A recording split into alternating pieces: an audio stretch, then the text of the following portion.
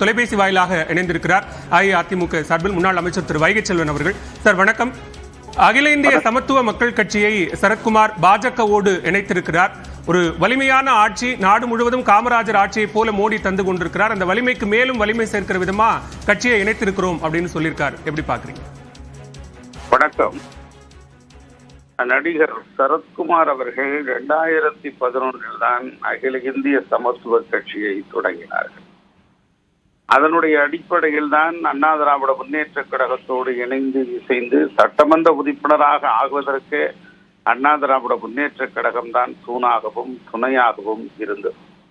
ஆக இந்த வகையில் பல்வேறு சூழ்நிலைகளில் அம்மாவுடைய மறைவுக்கு பிறகு பல ஒரு நிலைப்பாட்டை அவர் எடுத்தார். ஏற்கனவே திராவிட முன்னேற்ற கழகத்தோடு இணைந்து பணியாற்றிய அவர் புதிய கட்சியை தொடங்கினார்.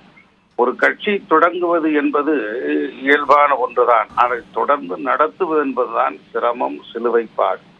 அந்த சிரமத்தை தூக்கி சுமக்க வலுவில்லாத காரணத்தினால்தான் பல்வேறு கட்சிகள் தங்களுடைய அடையாளத்தை இழந்து போய் நிற்கிறது. இதற்கு பல கட்சிகளை நாம் சொல்லலாம். எந்த நோக்கத்துக்காக தொடங்கப்பட்டதோ, எந்த கொள்கை கொண்டு போய் சேர்க்க வேண்டும் என்பதற்காக அந்த தீராத வேகத்தோடும் தீர்க்க முடியாத தாகத்தோடும் கொண்டு சேர்த்ததோ அது இன்று நிறைவு பெற்றிருக்கிறது. அது ஒரு முடிவுக்கு வந்திருக்கிறது.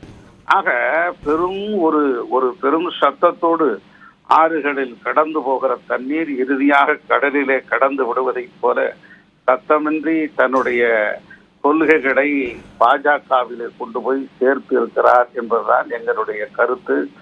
அதே சமயத்திலே அவர் திரு மோடி அவர்களை பற்றி புகழாரம் சுட்டியிருப்பது அந்த கட்சிக்கு அவர் இணைந்த காரணத்தினால் அப்படி அவர் சூட்டி இருக்கலாம். அது அவருடைய கருத்து. மிக்க நன்றி திரு வைகை செல்வன். இணைப்பில் வந்து உங்களுடைய கருத்துக்களை பகிர்ந்து கொண்டமைக்கு நன்றி. தமிழ்நாட்டில் பாஜக ஆட்சியை அமைக்க வேண்டும் என்கிற முனைப்போடு பணியாற்ற வேண்டும் என்று தன்னுடைய கட்சி தொண்டர்களுக்கு வேண்டுகோள் விடுத்திருக்கக்கூடிய சரத்குமார் தன்னுடைய அகில இந்திய சமத்துவ மக்கள் கட்சியை பாரதிய ஜனதா கட்சியோடு இணைத்திருக்கிறார். அந்த இணைப்பு நிகழ்ச்சி நடைபெற்றிருக்கிறது. இது தொடர்பான கருத்துக்களை நாம் தொடர்ந்து பார்த்தோம். மற்ற செய்திகளை இடைவேளைக்கு பிறகு தொடர்ந்து பார்க்கலாம்.